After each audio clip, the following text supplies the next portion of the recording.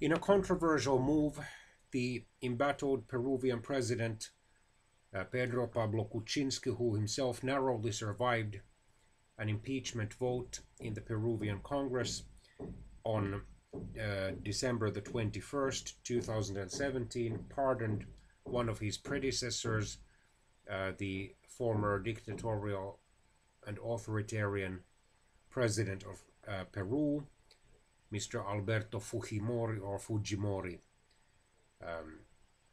a son of Japanese immigrants to Peru. Mr. Fujimori had been in office from 1990 to 2000. Like President Kuczynski, he was born in 1938, but a few months before President Kuczynski.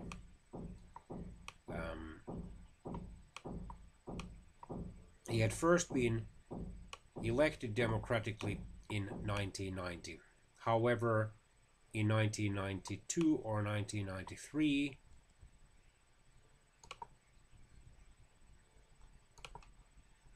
he had instituted authoritarian rule or dictatorial rule because he had been unable to persuade the Peruvian Congress, which back then contained two chambers instead of the current one chamber, to enact economic reform. He also had had difficulty fighting against the Maoist, that is, following the doctrines of the late Chinese communist dictator Mao Zedong, Shining Path or Sendero Luminoso guerrilla organization. And also in that case he claimed that the Peruvian Congress had obstructed his reforms. By March 1992, according to one opinion survey, only 17% of the Peruvian voters had approved of the Congress, while his approval rating was at 42%. And then in April 1992, in order to resolve the political crisis, he, with the support of Peruvian army, declared a state of emergency, dissolving the Congress, suspending the Peruvian constitution, and purging the judiciary. According to numerous opinion surveys, the Peruvian public, generally speaking, liked the coup. But it was widely condemned by the international community, including the Organization of American States.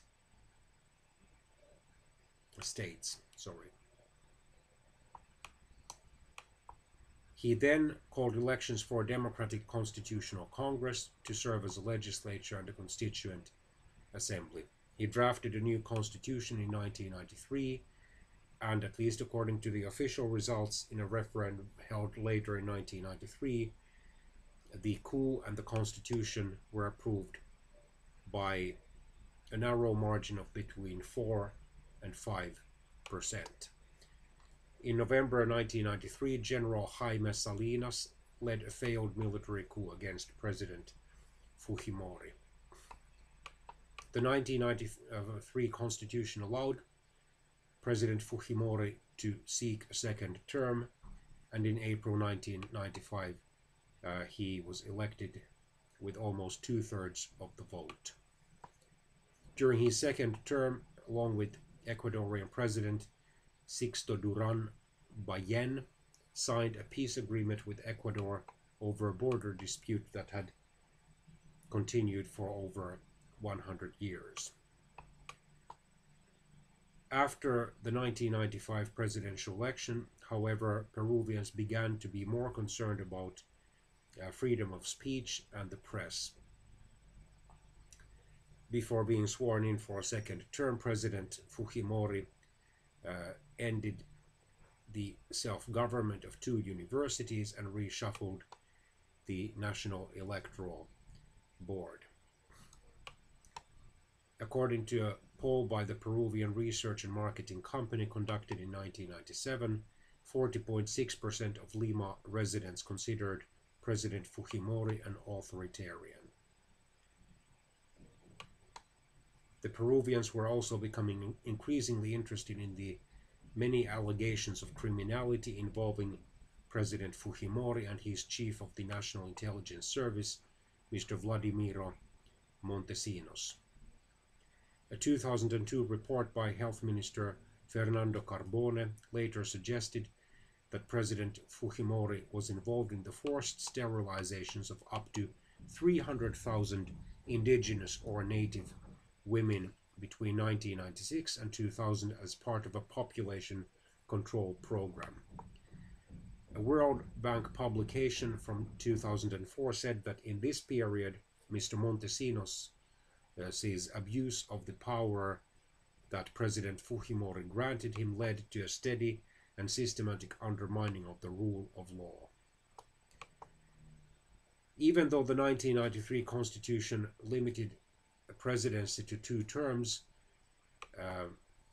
Fujimori's supporters in Congress passed a law of authentic interpretation which effectively allowed him to seek another term in 2000. In 1998 there was an effort to repeal this law by referendum, but it failed.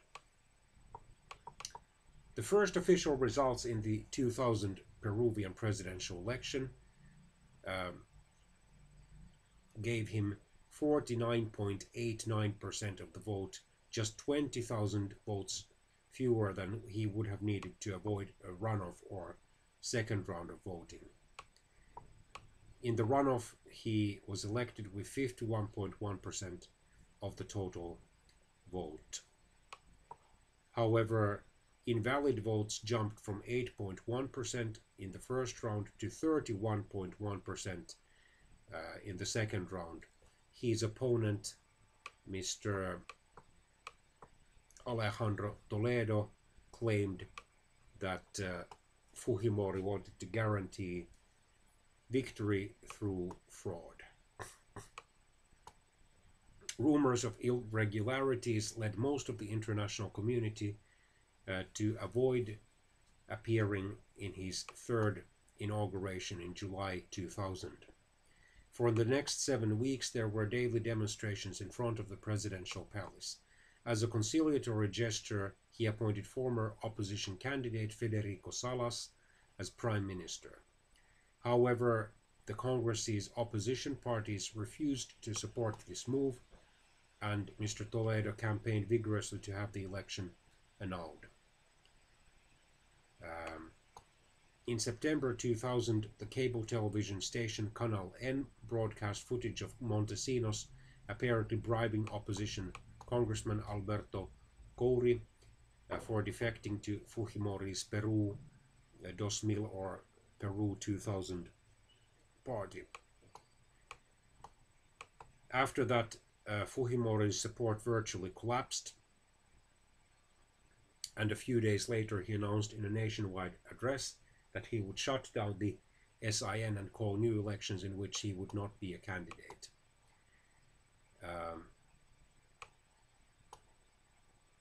Then in November 2000 he submitted his presidential resignation via fax. The Congress refused, however, to accept his resignation, instead voting 62-9 to remove Fujimori from office on the grounds that he was permanently morally disabled. Later in November, the Peruvian government ministers resigned.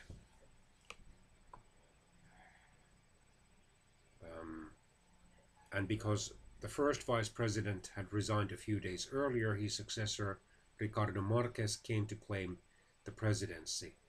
But because he strongly supported Fujimori, the Peruvian Congress refused to recognize him, and Marquez resigned 2 days later.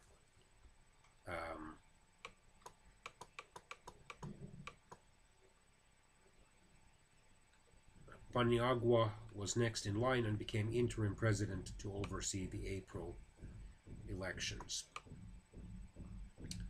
Fujimori was then later tried on charges of the abuse of power and human rights abuses, dictatorship, supporting terrorism,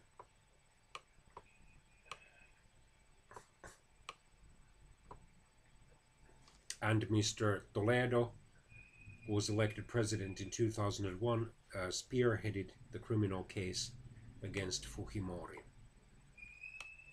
The Peruvian Congress authorized those charges, and he was alleged to be a co-author, along with Mr. Montesinos, of the death squad killings at Barrios Altos in 1991 and La Cantuta in 1992.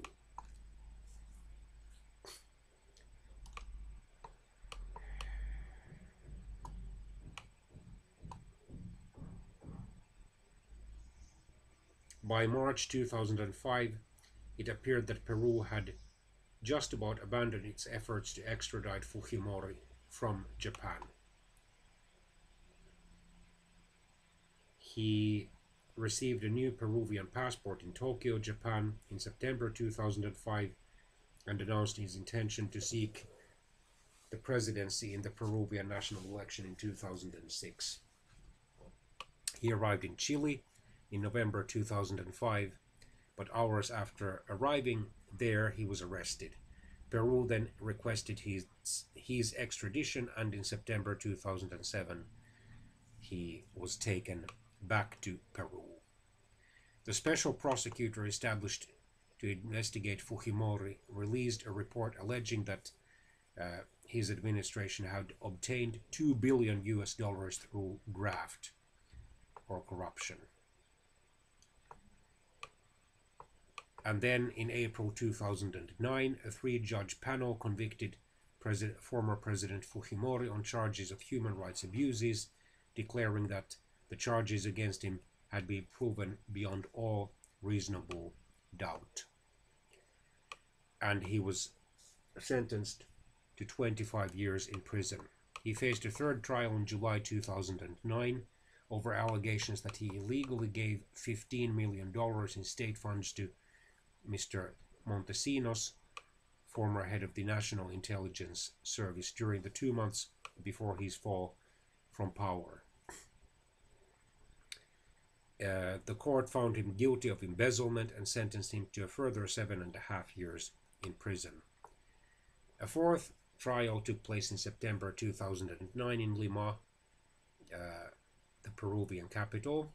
He was accused of using Montesinos to bribe and tap the phones of journalists, businessmen, and opposition politicians, evidence of which had led to the collapse of his government in 2000. He admitted the charges but claimed that they were made to damage his daughter's presidential election campaign. He pleaded guilty and was sentenced to 6 years imprisonment in September 2009. Excuse me. Press reports in late 2002 indicated that he was suffering from tongue cancer and other medical problems, and his family asked then President Ollanta Humala for pardon, which was denied in 2013. In July 2016, about to retire, President Humala said that there was insufficient time to evaluate a second request to pardon former President Fujimori, leaving the decision to his successor, Pedro Pablo Kuczynski. And in a controversial move on December the 24th, 2017, just 3 days before or after he had narrowly escaped impeachment by the Peruvian Congress, President Kuczynski pardoned his predecessor on health grounds. His office stated that the hospitalized 79-year-old Fujimori had a progressive, degenerative, and incurable disease. The pardon kicked off at least 2 days of protests and led at least 3 congressmen to resign from Kuczynski's party. A spokesman for Popular Force alleged that there was a pact that in exchange for the pardon, Popular Force members helped Kuczynski fight ongoing impeachment proceedings. Still, many Peruvians credit former President Fujimori for bringing stability to the country after the violence and hyperinflation of the Garcia years. While it is generally agreed that the Fuji shock brought short or middle-term macroeconomic stability, the long-term social impact of Fujimori's free market economic policies is still hotly debated. His daughter Keiko leads a political party which is notably popular.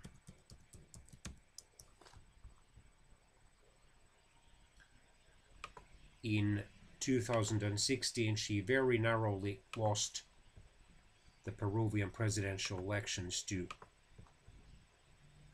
Mr. Kuczynski. Yes, she leads the president of Popular. She leads the Popular Force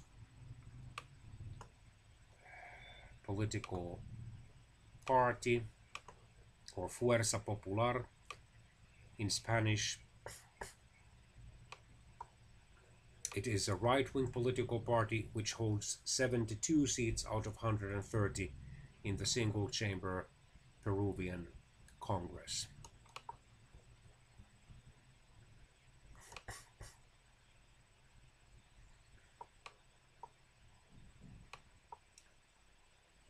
And she too is involved in the Odebrecht corruption scandal.